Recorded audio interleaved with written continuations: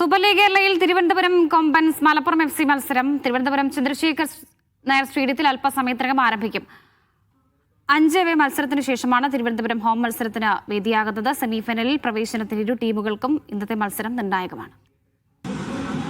Super league കേരളയിൽ ഒരു നീണ്ട ഇടവേളയ്ക്ക് ശേഷമാണ് തിരുവനന്തപുരം കൊമ്പൻസ് അവരുടെ ഹോം മത്സരം നടത്തുന്നത്. ഒരു 5 മത്സരത്തിന് ശേഷം ഒരു ഹോം മത്സരം എത്തിക്കഴിഞ്ഞിരിക്കുകയാണ്. എങ്ങനെയുണ്ട് ആവേശം?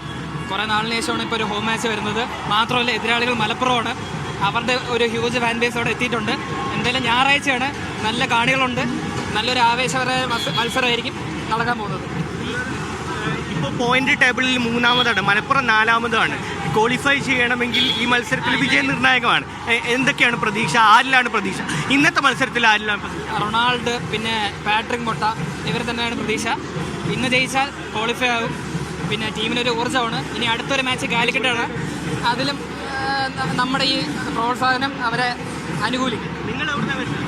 നമ്മൾ ഈ മത്സരത്തിൽ വരാറുണ്ട്, സ്ഥിരമായിട്ട് ഹോം മത്സരത്തിൽ വരാറുണ്ട്. ഇടയ്ക്കൊക്കെ വരാറുണ്ട്.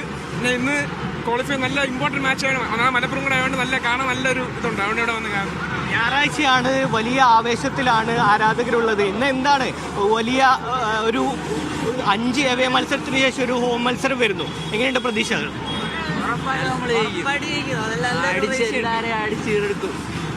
ആരിലാണ് ഇന്നത്തെ പ്രതീക്ഷ? എല്ലാരിലും പ്രതീക്ഷ. മലപ്പുറമാണ് എതിരാളികൾ. മലപ്പുറം FC കടത്തും